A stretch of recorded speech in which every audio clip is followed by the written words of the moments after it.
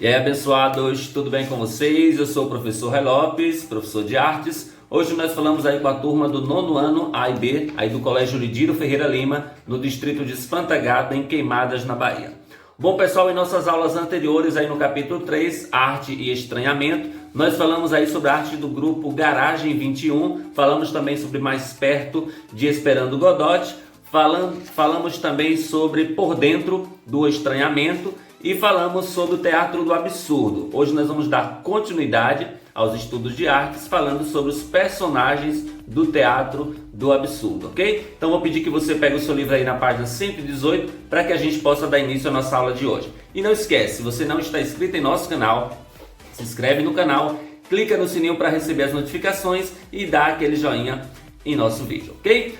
Bom, falando sobre o Teatro do Absurdo, né? A gente lembra que o Teatro do Absurdo, pessoal, é um movimento artístico e cultural, é uma espécie de gênero teatral que surgiu no começo da década de 50, na França, né? O nome dado é Absurdo, Teatro do Absurdo, em 1961, pelo crítico teatral húngaro Martin Esslin, certo? É uma referência aos temas absurdos fora da realidade, né? Tratados geralmente nas peças desse gênero, né? Uma das principais características é retratar os temas relacionados aí a aspectos de fatos inesperados do cotidiano. Bom, e aí falando sobre os personagens do Teatro do Absurdo. Bom, as características fundamentais dos personagens das peças de Teatro do Absurdo, eles resultam de um longo processo histórico, né, de transformação de textos teatrais, somado também a eventos marcantes que ocorreram em meados do século XX, como por exemplo aí a Segunda Guerra Mundial e as bombas atômicas aí de Hiroshima e Nagasaki, que foram lançadas no final da Segunda Guerra Mundial, certo? Bom, e aí nós temos uma imagem do grupo Tapa, né, e Companhia Boa Vista, um espetáculo aí do Teatro do Absurdo, que aconteceu aí no Paraná, certo? Isso em 2009. Então aí a gente tem uma apresentação aí do Teatro do Absurdo. Bom, tradicionalmente, pessoal, esses personagens teatrais, eles agiam de acordo com a vontade e desejos valiosos, heróicos, né? Tomando decisões com o objetivo de resolver os seus conflitos pessoais e também o drama central da peça.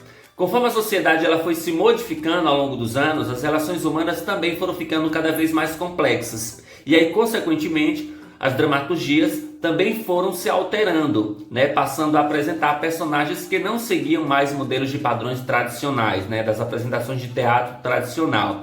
Essa mudança das características dos personagens, somado também ao contexto histórico do início do século XX, surgiu de impulso para a criação de uma série de personagens que apresentavam grande apatia, né, grande alienação e que tinham objetivos ridículos ou patéticos, certo? Os personagens do Teatro do Absurdo, eles entendem o mundo de uma forma que, mesmo que pareça de certa forma incoerente, se mostra lógica, né, dentro do contexto desta apresentação, dentro do contexto desta peça, certo? Bom, na estética, o Teatro do Absurdo, ao mesmo tempo em que os personagens são pessoas, né, com seus próprios conflitos, né, histórias pessoais e características, elas também exercem papéis simbólicos, né, alegóricos, com a expressão de linguagem do absurdo, certo? A linguagem é instrumento que permite traduzir pensamentos e também estabelecer aí diálogos com outros e até consigo mesmo. E o artista, a partir dessas linguagens simbólicas, né, ele atribui significados ao mundo, né, alargando aí os horizontes das experiências sensíveis, possibilitando aí as pessoas a rever o que já conheciam, certo? A partir de tudo isso do Teatro do Absurdo. Bom, um dos maiores exemplos é a Espera de Vladimir Estragon, que a gente já viu aí em textos, que a gente já leu aí em aulas anteriores, né? Os dois sujeitos aí de Closnescos aguardando Godot. E porque esse é o objetivo deles. O objetivo desses dois personagens aí, Vladimir Estragon, é Esperando Godot. Não é à toa que o nome desse espetáculo aí é Esperando Godot, certo?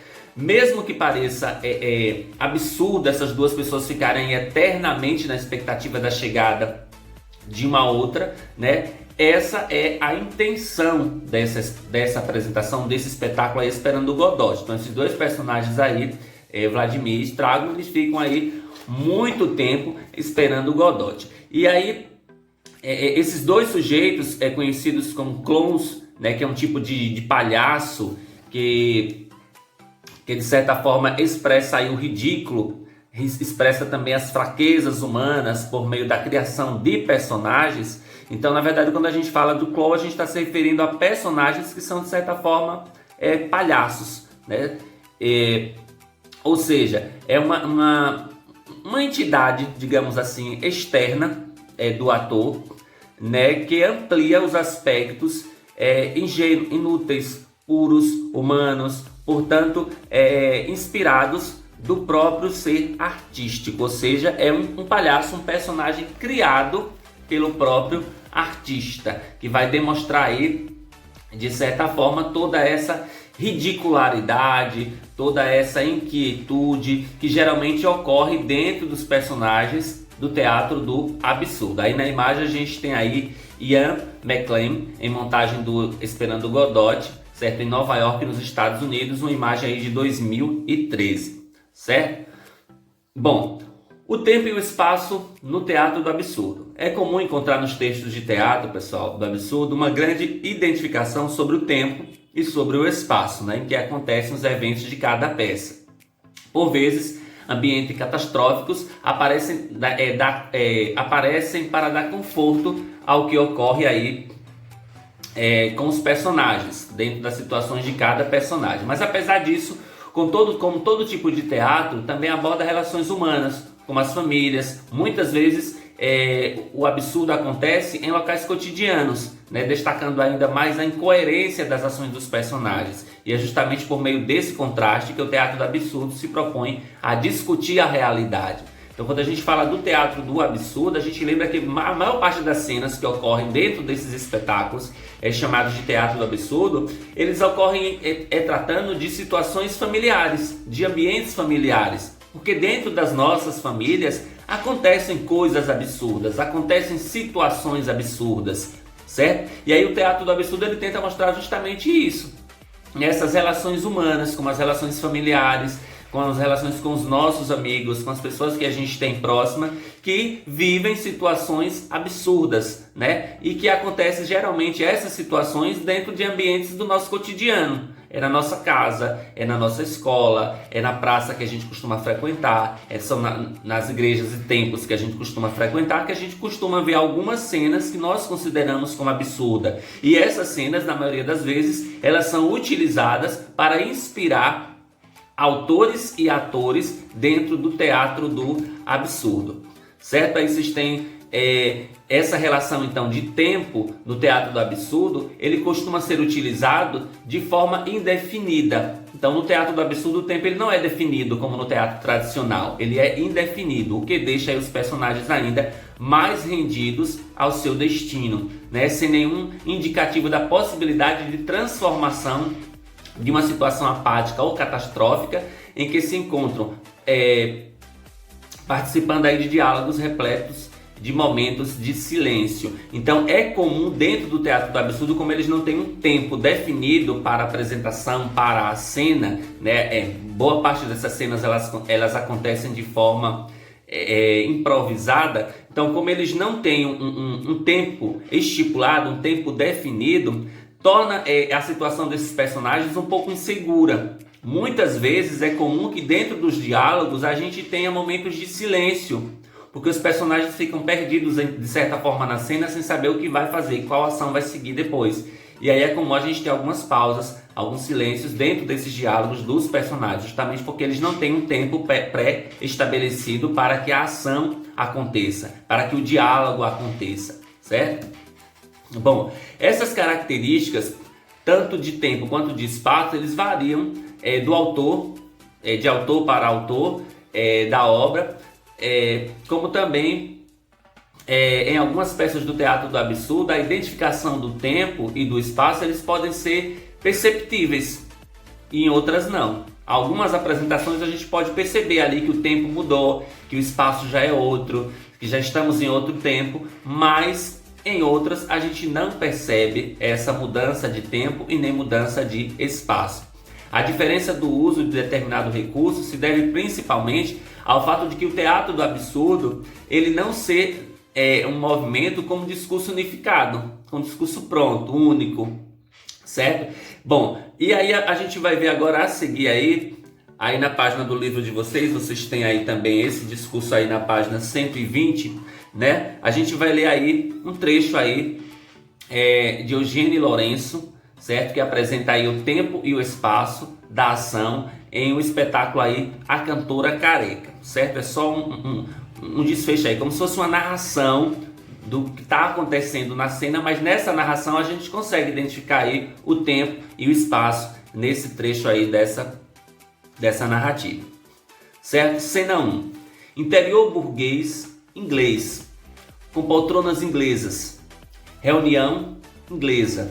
O Sr. Smith, inglês, na sua poltrona e nas suas pantufas inglesas, lê um jornal inglês, junto com uma lareira inglesa. Ele usa óculos ingleses, tem um bigodinho grisalho inglês e ao seu lado, numa outra poltrona inglesa, a Sra. Smith, inglesa, remenda suas meias inglesas. Um longo momento de silêncio inglês. O relógio toca brincantemente 17 vezes. Bom, a gente tem então aí um trecho, né, do espetáculo aí A Cantora Careca. E nesse trecho desse espetáculo a gente vê essa noção de tempo, a gente vê essa noção do espaço.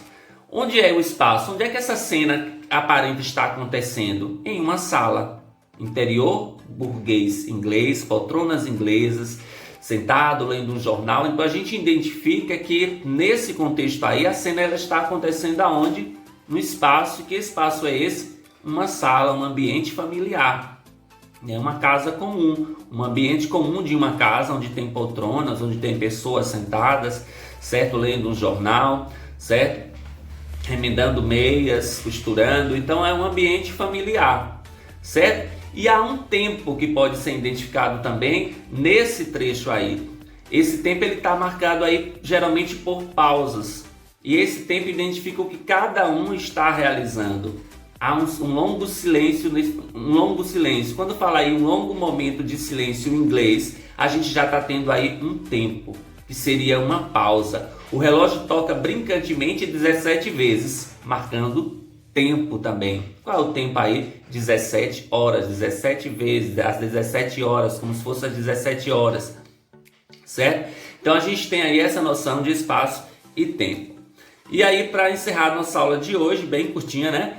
Autores do grupo Tapa, durante a montagem, A Cantora Careca aí de Eugênio Lourenço, em São Paulo aí, com um espetáculo aí de 2018, certo? Bom, pessoal, hoje a nossa aula fica por aqui. Nós falamos apenas aí dos personagens do Teatro do Absurdo. Na próxima aula nós vamos falar sobre Mais Perto, do grupo Garagem 21, certo? Não esqueçam de responder a nossa atividade proposta e até o nosso próximo encontro. Fiquem com Deus.